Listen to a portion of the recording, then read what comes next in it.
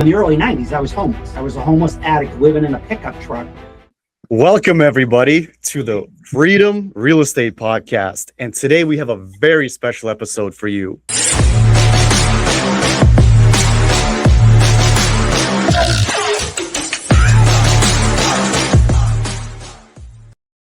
Normally, our guests are a little bit younger or a little bit earlier in their journey, but today we have a real seasoned veteran. This man has went from one extreme to the other, and we mean from overcoming addiction and homelessness to becoming multi-millionaire level investor. Today we have Toby Fisher, and we would love to hear your story. Well, thanks for having me. You know, when Absolutely. you say that, I have to remind myself that really is me, because there's two realities here. Mm-hmm. So I think back, my very first real estate deal, and I assume that's a lot of the audience here, was in 1996. It was a foreclosed auction. I lived in the basement for 5 years as I fixed it up. I lived in the basement because I really didn't have any money, and I started off with a book from Robert Allen. If anybody remembers Robert Allen, How to Buy Property with No Money Down.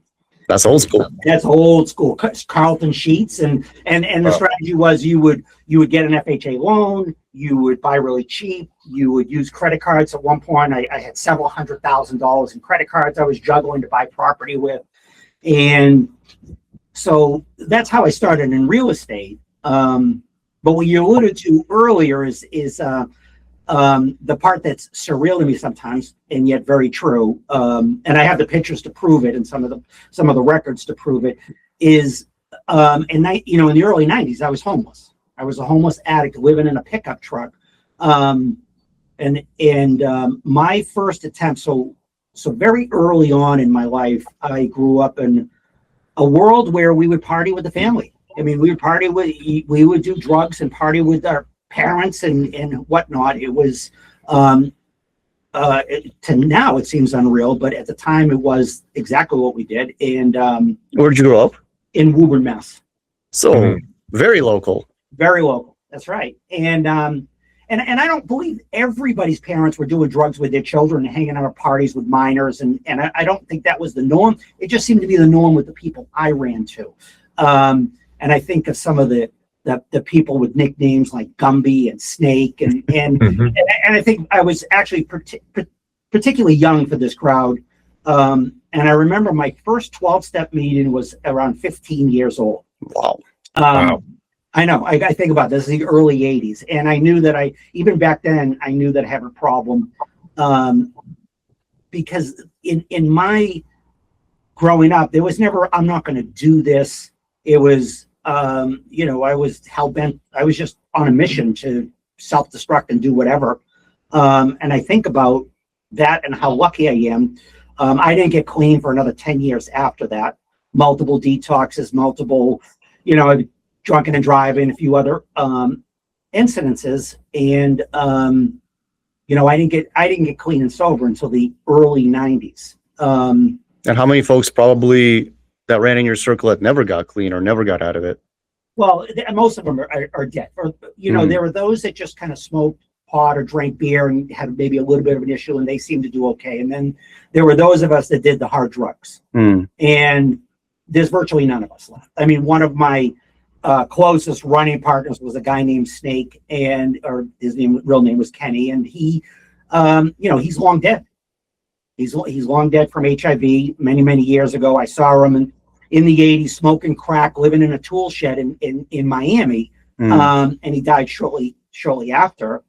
And by the grace of God and luck, and I believe in that God really had a play in this, I somehow didn't get HIV, I didn't get killed, and I'm here to talk about it. And I think that was part of the real estate. It ties into the real estate. So after being a couple years clean and sober, still not necessarily living a clean life, still not hanging out with the best people, but after 10 years of trying to get clean, I finally had figured out how to put some time together through detoxes and halfway houses. And I had realized there was an awareness I came to that left to my own devices, I lead to self-destruction.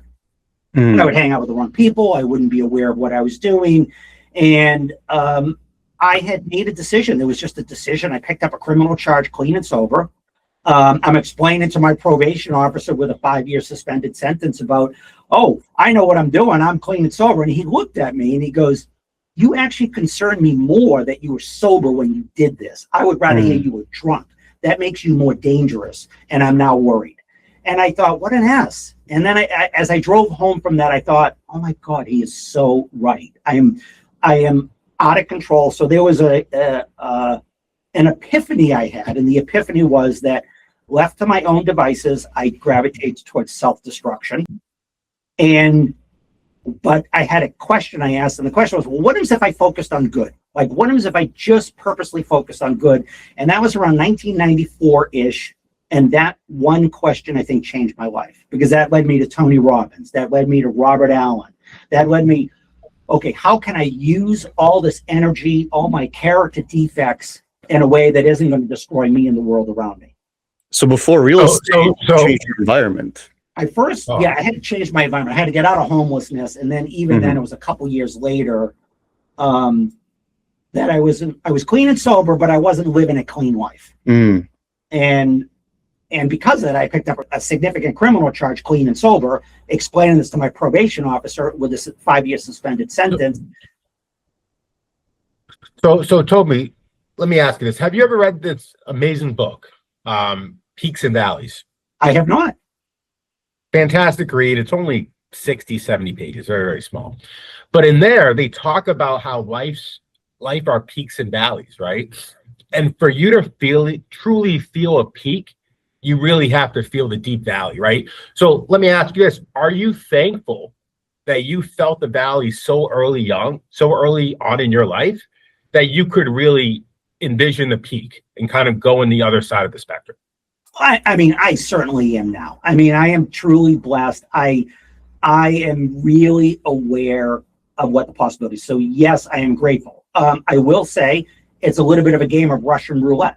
You know, I believe I was lucky. I also believe that part of this is divine intervention. I truly believe that God, I'm not the most religious person, but I believe that I'm lucky for a reason. I wasn't just like, there is a purpose, there is a mission. It took me some years to come to this.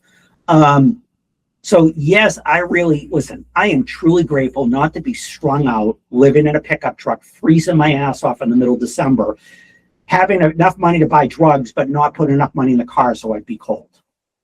Like, I don't have that.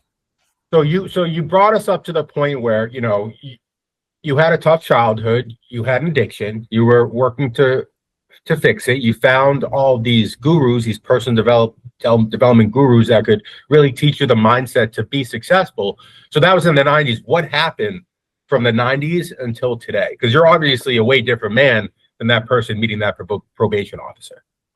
Yeah, it is true. And years later, I actually saw him, and you know, we had a nice conversation. But in any event, I bought my first property in 1996. It was a foreclosed auction, and back in those days, they actually had real auctions. I mean, in Massachusetts, I think it was Paul Saperstein with one of the auctioneers for anybody, and there was a couple of them, and they actually real auctions. You would show up on the sidewalk in person with a gavel. Well, they didn't necessarily use a gavel; they would use the hands. But you would really be on a sidewalk buying property, and that I haven't seen that in many years in Massachusetts, and I think that has to do with real estate laws and tenant laws, and it's just a pain in the neck. But I bought my first house at auction. It was a complete mess, but it's what I could afford. I got an FHA loan. I was making $11 an hour, working overnight shift at a group home for the chronically ill. And that's what I did. I got an FHA loan. I lived in the basement. There was an illegal unit in the basement. It was a 2-family with my illegal unit in the basement. I moved in the basement. And I really focused on, my original strategy was I wanted to buy properties in Waltham, which was a pretty funky town at that time, but I had an idea that it would come up. Back then it was a funky town. So my strategy back then was to buy really cheap properties all near each other so I could walk my lawnmower around the block. So I had all the properties within a couple blocks of each other, and they were pretty beat up. And I ended up with, I don't know, maybe over 5 or 6 years, I ended up with maybe half a dozen properties, and those properties appreciated quite a bit. I mean, that was the beautiful things. I had bought properties cheap. I had lived cheap. I had taken all this energy and put it towards following this book by Robert Allen. And I was, let's say, humble enough to actually follow the instructions. I mean, there wasn't YouTube. There wasn't, I don't remember, they may have been investment groups. All I remember is I had this book by Robert Allen and it had these tapes by Carlton Sheets. And I just did what they said. Well, I think it's funny because so many people think reading 100, 200, 300 books is going to get you the knowledge you need. But a lot of times, all the knowledge you need is in one book. And the real thing you have to do is actually implement the advice, right? And I hear time and time and time again, people will learn and learn and learn. Few people will take action and implement what they learn, right? Or even just implement one book instead of implementing 1% out of 30. Yeah. One thing, and I learned this in GoBundance, the group that me and Toby are a part of, is, when you read a book, it's extremely important when you're done with that book to have 3 big takeaways and have one thing that you actually implement in your life. Because if you just read for reading's sake, it's not going to really have the meaningful impact that you intended it to have. Mm-hmm. Exactly. And by the way, going back to my personality, I've learned whatever my character defects are, my obsessive compulsive nature. And I think a lot of us investors are. I mean, we obsess about it. We think about it, all the time, right? It's like a game. It's exciting. It's stressful. We like it. I really enjoyed what I was doing, and I started off fixing my own properties. That's how I started. And as I got same, that's awesome. Oh yeah, it was hard. I repointed many foundations in the middle of the night, regutted this, blah blah blah blah. But it teaches you an appreciation, and it really bonds you with your own work. So I feel like that's actually an important step, especially when you're getting started. I didn't know another way. And I didn't have anybody. There wasn't anybody that I knew. I knew a couple people at real estate. I asked them some questions. As it went on, I ran into, and you may have heard the name, a guy named David Lindo. And David Lindo was about my age.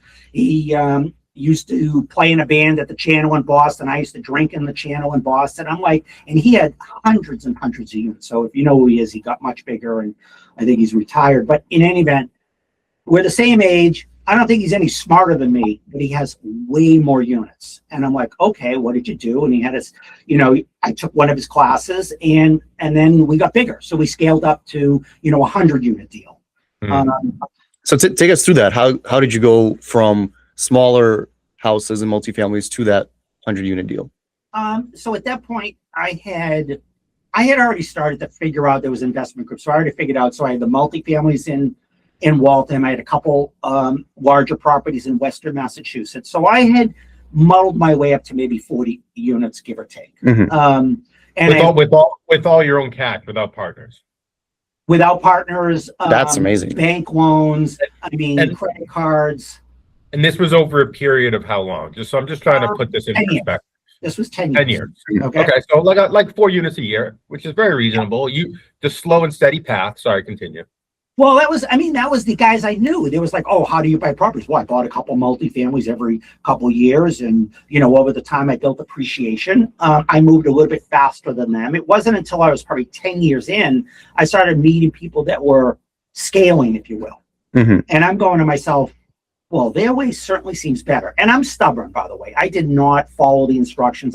People told me very early on, as I started to meet people who had maybe not even as many years of experience as me, but had more property than me. They said, throw away your tools. I still struggle with that. I struggled with that. And it was the best advice they ever gave me. I should have thrown away all my tools, because everybody knows I'm going to pick up my tools and it's going to sidetrack me. You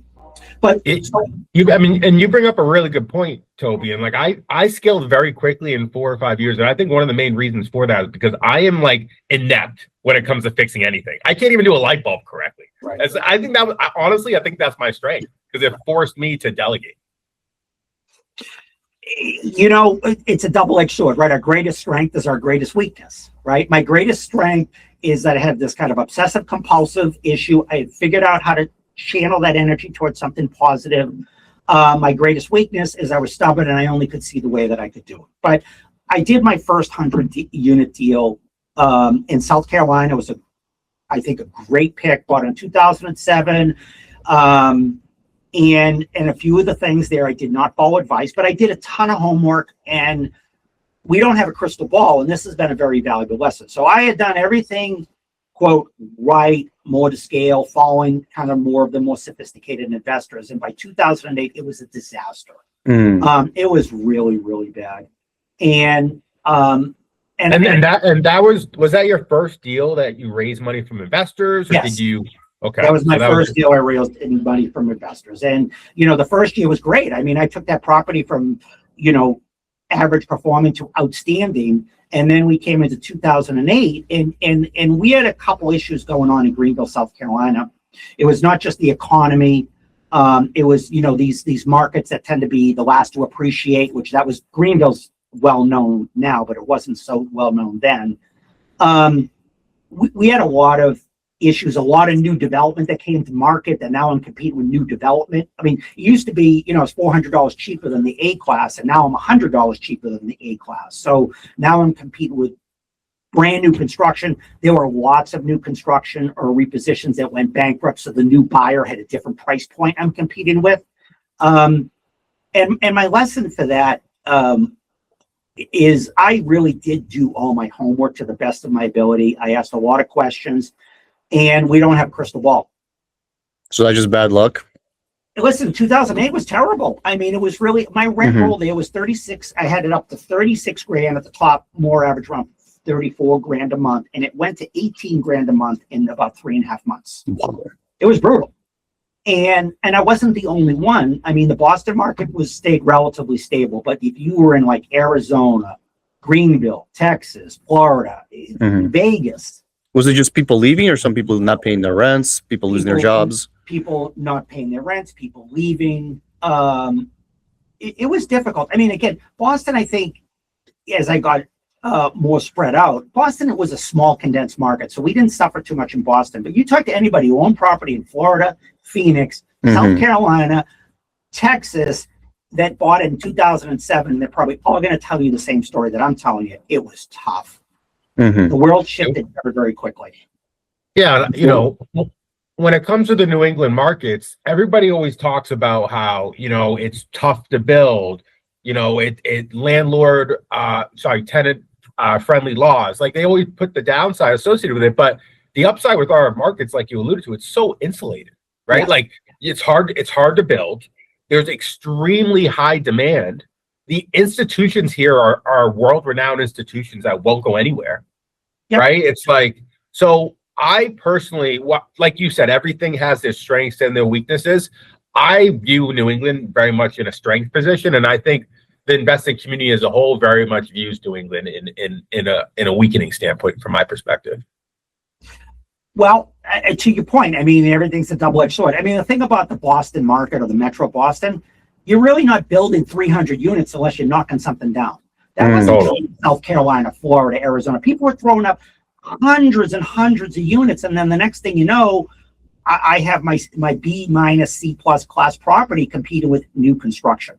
And but here's some of the other lessons to that. So I think successful investors, if you're good at, I use the term honey badger. If you ever want to watch a cool video, just Google honey badger on YouTube, and it's this picture of this ferocious animal that will eat bees and eat snakes and do whatever it needs to do to survive. And never gives up either. Never gives up. And I think, here I am now, we're 12 years into investing. I've been clean and sober for a while. I've had some good results. I had some faith that I don't know what to do, but I'm not going to stick my head in the sand. And a lot of investors stuck their head in the sand. I'll give you an example. I remember calling up my bank and said, listen, I got a problem. I can't pay the mortgage here. I don't know what to do. And the secretary says, the president wants to meet with you. We want you to come in. So I go in there and I think, this is not good, right? The president wants to meet with me. This was a small regional bank, so this was not a small loan. And he's really nice to me. And I just stopped the meeting. And I'm like, okay, I don't understand what's happening here. I'm not paying you and you're being really polite and professional. Like, what's going on? He chuckled and he goes to me, you're calling me back. I have so many loans out there, not even calling me back. you're here, you're willing to talk to me. And it was just a really powerful lesson that, like, doing the right thing, even though I didn't know what to do, and even though I was in trouble, I just think it was the only beacon I could go. And other people were disappearing. They were folding shop. They were trying to hide money. And I just decided, look, I'm in. I'm all the way in. And that all worked out. I eventually, it took a number of years. I went back and got a W-2 job. And I did sort that out, and I ended up whole. We didn't make a great amount of money there, but we ended up whole. It was very difficult. 2008, not only was I facing financial ruins, my father died. This was just a horrible year. This was like the dark year, okay? My father died, then my mother died, then my grandmother died, and then the woman I was engaged to, who I loved dearly at the time, she died. So between June of 2008 and Valentine's Day of 2009, all those people died and my business was upside down. And it was, I mean, I learned a couple things. Number one, I definitely was a honey badger. Number two, I became a millionaire when I was 40, and then by a couple years later, I was negative. I don't even know a negative million. I don't know how to value that, right? And I learned something that was really valuable for me. The quality of my person isn't defined by my money. The quality of my life was defined by my money. But like I just had gotten some ethics and some beacon, like, okay, what is the next right thing to do? This situation sucks so bad, but what's the next right thing to do? And I just kept on doing the next right thing. So Toby, let me ask you this. Many people in your situation with a history of drugs and homelessness, if that happened to them, they would have reverted back to their old life, right? So first of all, why didn't you do that? And second of all, like, what practical tips did you learn during your personal development that helped you kind of stay in the right track and kind of keep that boat afloat? So, well, first of all, by this point, now we're in 2008, 9, 10. So we're, coming near, 14 years in the business and 16 years sober, whatever, something like that. Anyhow, number one is I built a strong program. I mean, I'm in 12-step. It's no big secret. I mean, I recently started becoming more public, but people who know me privately certainly know that I'm in recovery. I had a really strong 12-step program. I had people coming by my house, bringing me food. I had a lot of people helping me out. And I really do believe this. When you read whatever books they are, you read a lot of these really successful, whether it's Tony Robbins, whoever, they talk about not just making money, but living a life of purpose and value. And I had done that for so long. And again, remember, I started this not because I was a good person. I was just trying to stay out of jail. And, I figured, okay, what I'm doing isn't working. Let's try to focus on positive. And what I found out by actually following the advice, even though I didn't follow all the advice, I didn't throw away my tools, I lived a principle-centered life. I was an honest person with integrity, and I had built a bunch of friends, and I had built a reserve. I didn't really have a good reserve financially, but emotionally I had a reserve, and I would be lying to you. I didn't think about using drugs. In fact, when my fiance passed away, the first thing I did, she had these pills called Oxycontin. While being an ex-drug addict, those weren't in existence when I got clean. Those were new.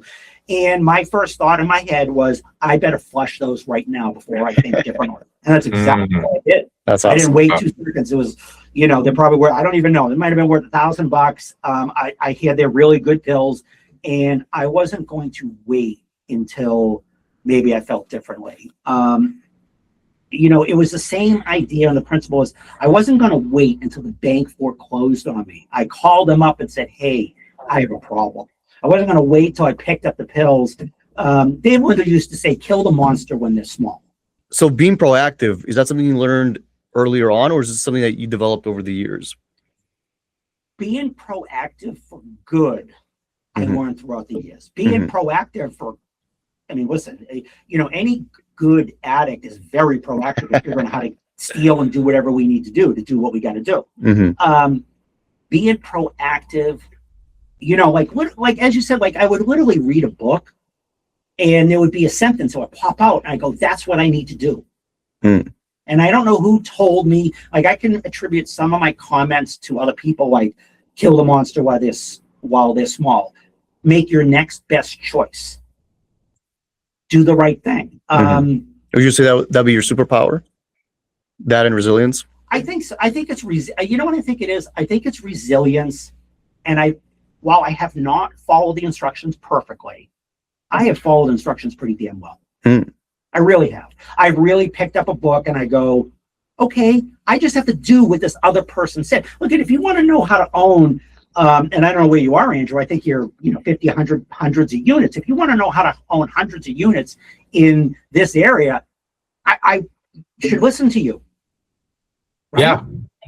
Yeah. I mean, you bring up a lot of good points. And I think one of the main threads throughout your story is developing trustworthiness, right? People have helped you time and time and time again because you have proved yourself trustworthy in the form of the 12-step program, in the form of the lender, having your back when you couldn't make your mortgage payments, right? And then to your point, and you did this early on as well, you got to model other people doing what you want to do, right? You found somebody with hundreds of multifamily units at your age, and you're like, oh crap, this guy's no smarter than me. I just got to copy what he does on a daily basis, and I can repeat the formula. I can create the same success pattern. So, I mean, I took the same exact path when I went on my journey. I got a mentor, John Babacci, and he really crafted my ability to manage hundreds of units, like you alluded to. Right. To continue on the story, I think there was different evolutions that going on. So I came out of 2008 and 9 and 10, and I had my W-2 job, I think until 2013, because I had to go back. I went back to work to try to, rather than me trying to hide money, I just tried to do the right thing. And it was difficult. And then I remember in 2000, I want to say it was 12, maybe 2012, I had kind of, it was hard to find a job in 2009 and 10, but I found a job, then I found a better job. And then sometime along the way, I got invited in by my boss, and he looked at me and says, Toby, I think you'd be happier not being here. And I looked and I'm like, oh, crap. And I'm being let go. And I was being let go because I was fried. I really wasn't doing the job well. I might have had resentment at the time. And again, this goes back to, I think, there is some divine intervention. I think we all have it. What had happened by that time, and I didn't even know it, is I was going so fast, so hard to keep my ship afloat that I hadn't cashed my paycheck in months. I didn't need the job anymore. My business was already back on track. And when I got let go, I had my tail between my leg, and I looked at it and goes, my check hasn't even moved this bank account in months. So I had worked my way out of the cash flow mess that I was in. And I was let go, I believe, because my boss he didn't know my story, but he certainly could tell whatever was going on, I was fried and I wasn't doing what I needed to do. And I just believe God also said, you're good. Take a break, man. And as I came out of that last resurrection, and I really do, I think I've been resurrected. I'm not Christian, but I feel like I've been resurrected at least twice. Okay. I got clean. Then I was clean and almost broke. And really, if you ask me, like, okay, all those people die in your life, you lose your money. As a man or as anybody who's an investor, that's like a huge ego thing. Like, I'm a millionaire. I quit my job when I was 40. I'm so cool. Now, I'm flat ass broke. I'm negative $1 million, and I'm working again this crappy job. And I think that was the moment that I realized, like, I didn't have that ego feeling. Like I didn't like being broke, but I didn't feel I was less of a human being because of it. And that was a real profound thing. But when I came back out of this, I took a much more conservative approach, and I got more focused on goal setting, on contribution, on mission, on purpose. Like, okay, how much money do I need? What do I want my life to look like? And this, Andrew, you can call me, like, here I am, because I don't have a schedule. Yeah. And that was part of, so I did a lot of vision work. So I transitioned a lot of my properties to these triple net deals, which are not sexy investments. So if you want to get rich, they're probably not the right deal. But if you don't want to have phone calls, they're great. So I repositioned a lot of my portfolio very consciously to fit my purpose and to fit like sitting down and journaling and you know, like, what do I want the next 5, 10, 20 years to look like? What do I want my family to look like? How much money do I need? I mean, how much money do you need? I don't know. I mean, for me, I think north of 10 is great. Now, probably is going to be north of 20, which is great too. Yeah, I totally agree. I've actually utilized the Vivid Vision, great book, to reverse engineer the dream life to do exactly what you said. Your story really kind of had a lot of similarities to Artem's story, right? I think Artem, you had a very similar story right now where you just got laid off from your job. Oh yeah, absolutely. You just reached financial freedom. And to your point, like to Toby's point, the paycheck's really not moving the needle at this point. So like, yeah, I just see similarities on that front, you know? Yeah, I actually felt that exactly what you said. The initial shock of, oh, I'm getting laid off. Did I do something bad? My ego's hurt. But literally about 1 to 2 days later, I'm like, wow, this is actually the biggest blessing I've had. I mean, life literally happens for you, not to you. Right. And I was like, man, I'm actually very grateful that this happened.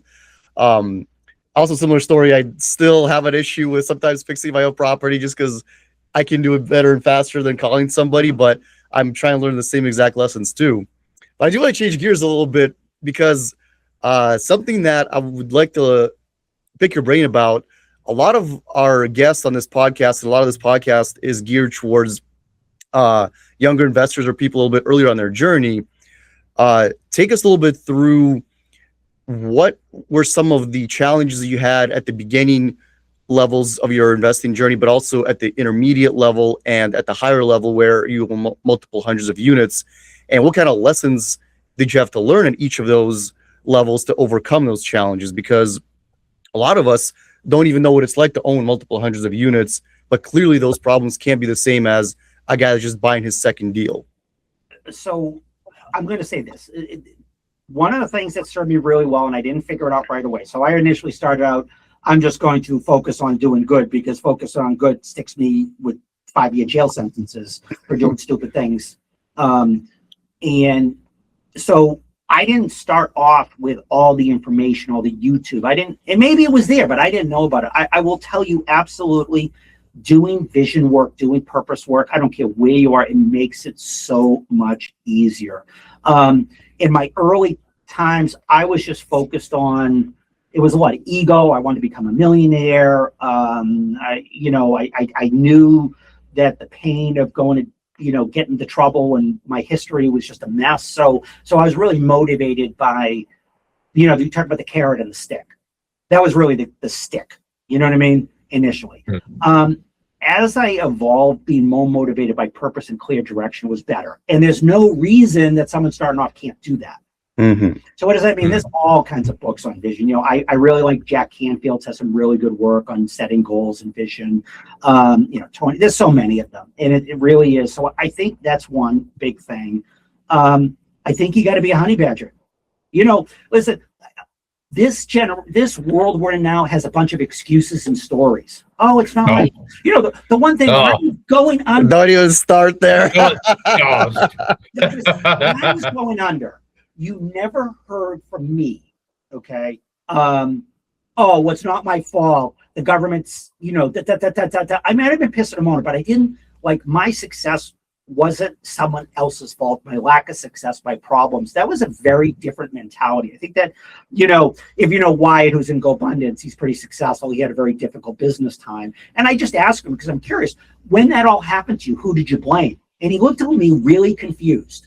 And this could be anybody who's successful. And the reason he was confused because he didn't blame anybody. It doesn't matter how bad. It doesn't matter if your building burnt down, somebody stole it from you, terrible things happen, you have a bad tenant. Walking around being a victim and blaming other people doesn't accomplish anything. So I think that is always important. That's a generational challenge, is personal ownership. I mean, Andrew and I, we have issues getting a plumber to do plumbing work when we're paying him, and we still have to talk him into it. I know. Toby, you bring up a lot of good points, and I think the main point kind of that I think resonated with me was I've learned more on my failures than my successes. Yeah.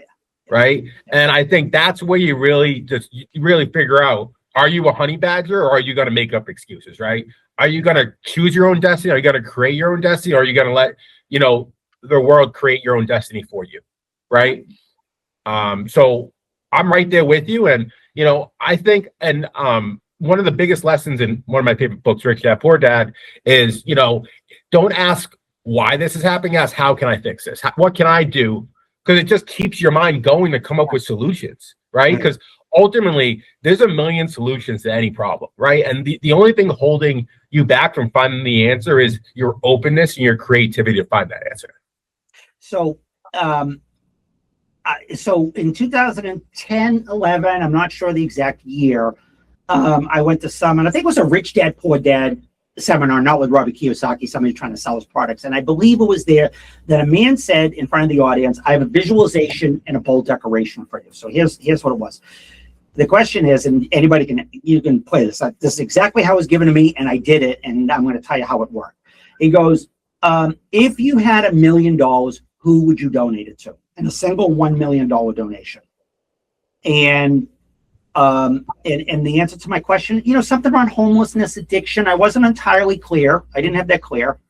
How much would you need to create to be able to donate $1 million? And I said $10 million. Okay. And it was actually 11 million with $1 million liquid. So I had some really clear metrics on that. And by when would you donate it? And for me, it was going to be age 65. And now go on and make a bold declaration. So that's what I did. I didn't tell everybody in the world, but I told some people who I felt I respected. And I was broke when I came up this. I was worth a negative $1 million. So this idea of me donating $1 million was absurd. But I believed enough of this man, who I don't believe would be sitting in front of a seminar room if he didn't have a clue. So I followed those instructions. And as time went on, this vision, because the idea was you create your vision around contribution, which drags, in my case, $10 million with it. So it's not about me. It's about something bigger than me. So when I have an excuse, it's about this shelter for people who aren't served. And it can be for whatever anybody wants. But the idea is that the contribution is your why. But you want to create how much do you need, because it's about abundance for yourself. So right around when I was about 52, 53, I hit my 10 million. And I got to be honest with you, I lied for a couple of years. I downplayed my numbers because I didn't want to give up the $1 million. Because I had told people once I hit 10 million, 11 million, I'm going to give away this $1 million. And somewhere around, I'm 58 now, so maybe around 55, I finally came to, you know what, this is silly. I said I was going to do it. I didn't say it was cash. So as I got clearer and clearer, it just kind of manifested. So I ended up having a property that I donated worth $1,075,000. I had no loans on it. I made 50 grand a year. It was easily worth $1 million.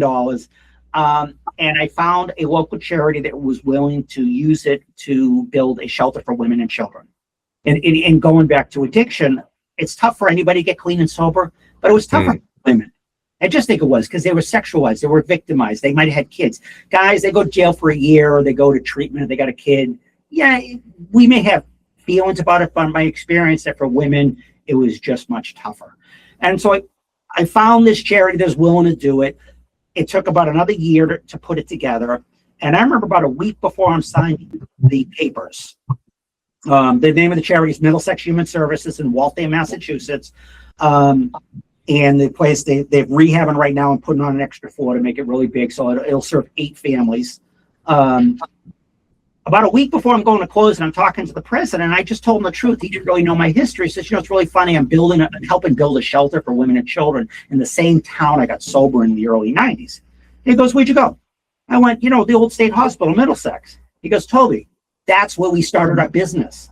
And I'm so confused. Oh, that's awesome. Full circle. Wait a second. You're a charitable organization. That was a state hospital. They subcontracted the services to us. So you tell me that. I mean, look, what are the odds? You could say that's a coincidence, or I've made a choice, that I really do believe we all have this. Like you got let go in your job and then you realize, okay, that's a blessing.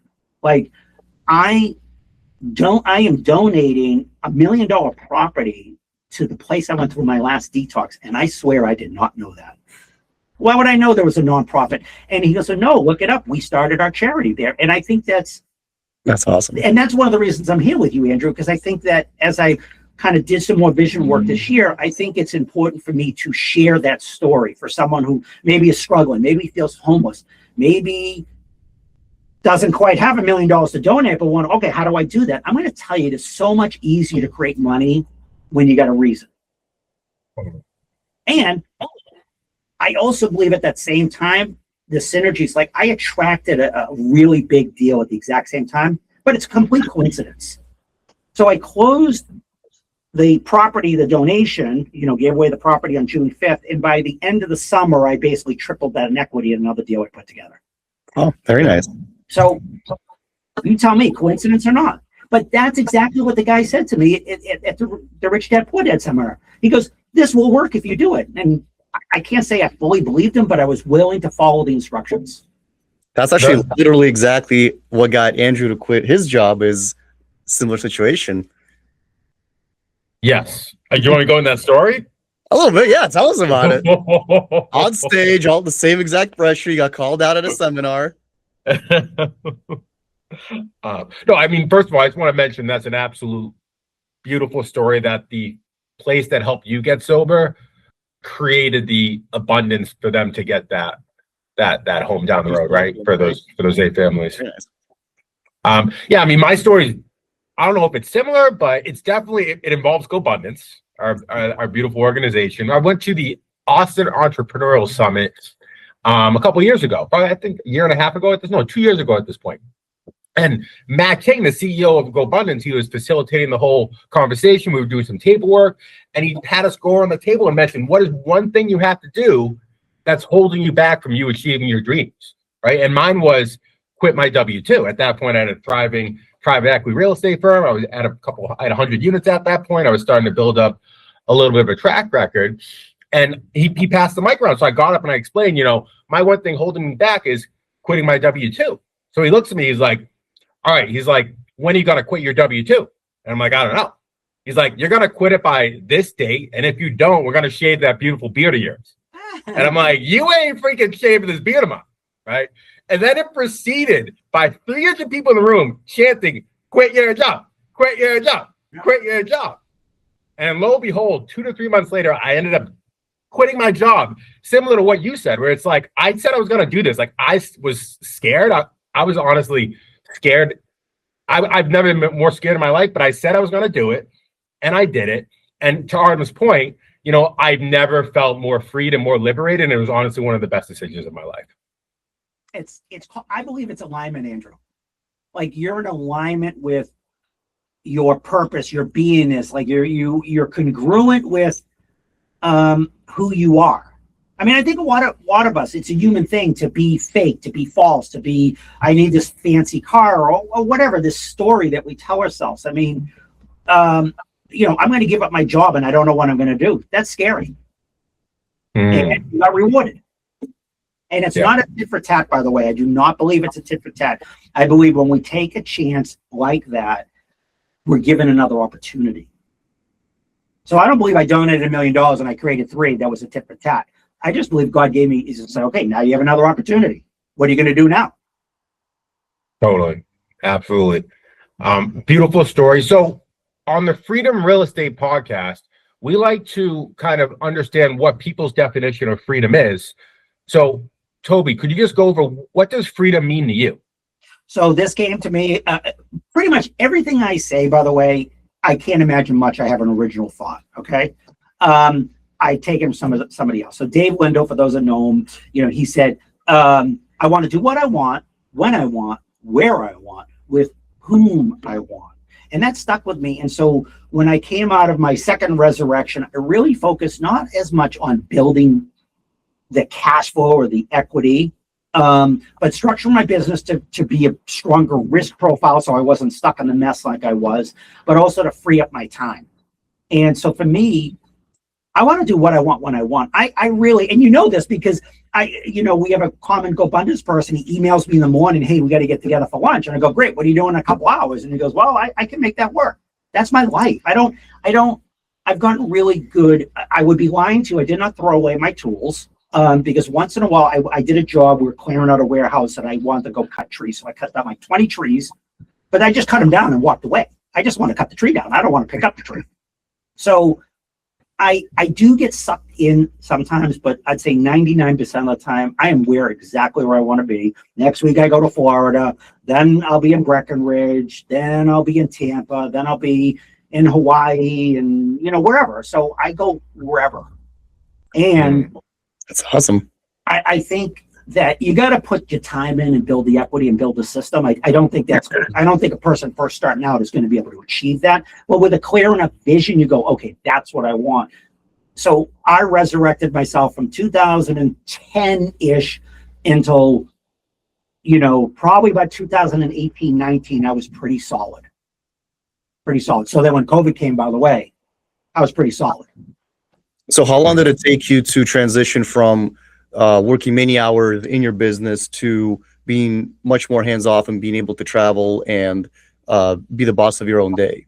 I think once I got let go from that job, by the way, I mean, look, if the world falls apart, you got to do what you have to do. And I was really stuck in maybe I didn't have to go back to a W-2 job. Maybe I could have found another way, but I muscled through it. But I would say by 2015, I was pretty much in control. By 2018, 19. So in 2018, I had decided I want my business to be in, remote. So I'm doing a lot of property management, right? And people say, oh, something's broken. We need you to come by. We want to meet you for lunch. It was always bankers want to meet you for lunch, whatever you want to do. Everybody wants to meet. And I'd say, listen, I'm really busy. Why don't we do a phone call, do a Zoom, send me a picture of the repair. And that was people weren't that thrilled about it. Well, COVID came. Now it's easy. But I was so when COVID came, and is it serendipitous? So I would say by 2018, 19, I was there. But I was really very conscious that I wanted the absolute freedom to do what I want, when I want, where I want, and that's not my quote. Nice. And so what does your day-to-day look like now? What is your average day? How many hours do you spend working? How many hours do you spend traveling, leisure, enjoying your family? I really do whatever I want to do. But I do enjoy some working. I like some tedious stuff. Sometimes I get involved in training my son. So I'll usually wake up at 7 a.m. I might do a couple hours on the computer. Then I'll go to the gym. Sometimes I'll be at the gym for 4 hours. Now I'll be lying to say I'm working out for 4 hours because I could be on the phone yapping, right? And then I could be hiking. I've hiked a lot of like Mount Aconcagua, Mount Kilimanjaro, Mount Everest Base Camp. Those are places. We're going to do the Utah river trip. There's no phone. I'm not going to have a phone. I'm going to be in the middle of the wilderness, right? And your business has to keep running itself. It does, and I've hopefully built enough systems that it does run itself. So my day varies. So the next week we go to Florida because we're sick of this weather and we should have left earlier. But then I'm going to go skiing in Breckenridge. So that's awesome. My day. It's all over the map. I've been to all the continents. This year I'm going to complete all the states. I have Utah. No, not Utah. Idaho, that's where the river trip is, North Dakota, and Hawaii. That's it. Right. All right. So as we wrap up, I want to do a couple of rapid fire questions here. If you were to sit with your younger self, let's say when you were just beginning, homeless, drug addicted, what would you tell yourself? What kind of advice would you love to have received at that point?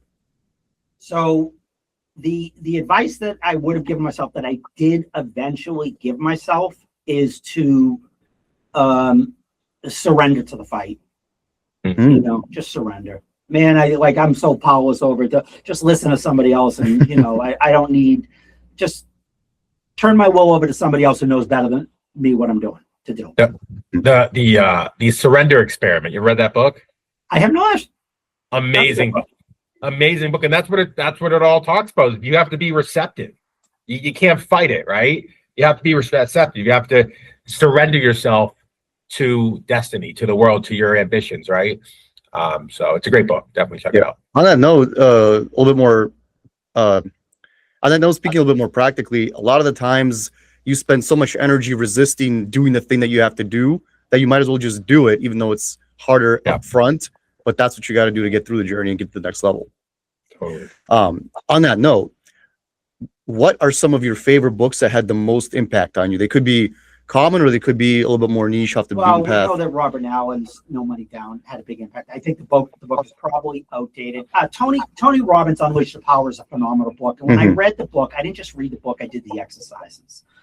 Jack Canfield's book, he has some really good goal books. You know, if you I think he has the most mainstream kind of like strategy. I mean, a lot of this is repetitive: how to set goals, how to set visions, how to set purpose. Those two were really good. There's a lesser known man that I knew named Brian Clemmer. If How-Tos Were Enough, he was a West Point grad. It's not a very sophisticated book. It's a little book. I don't think they print it. You can buy it on eBay. If How-Tos Were Enough, everybody be rich, skinny, and healthy. And it's really just nuts and bolts on how to get goals, how to get visions. And it's not a big book. It's a little book. So, but it takes drive.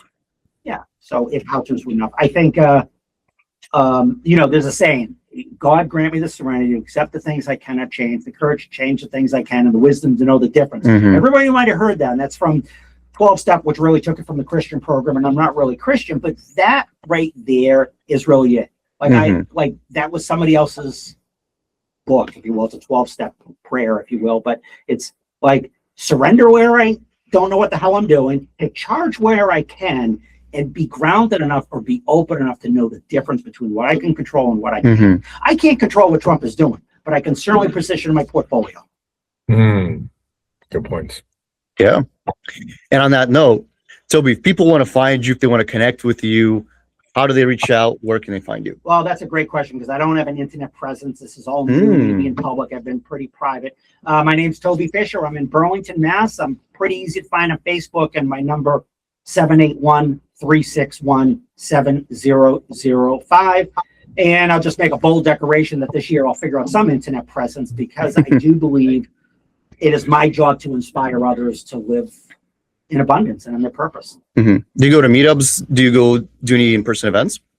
Well, I have been going to the GoBundance ones. I haven't been to the local investment groups in here in a long time. Probably because I haven't been home. I'm not home very much, by the way.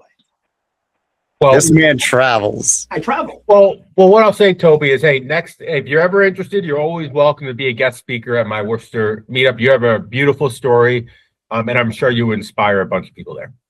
Great. I'd be happy to. I'm leaving Saturday. I'll be back in May or April. Amazing. I will get you on the calendar. Awesome. All right, everybody. This has been another amazing episode of the Freedom Real Estate Podcast. Thank you so much for tuning in, and we will see you next week. Bon voyage.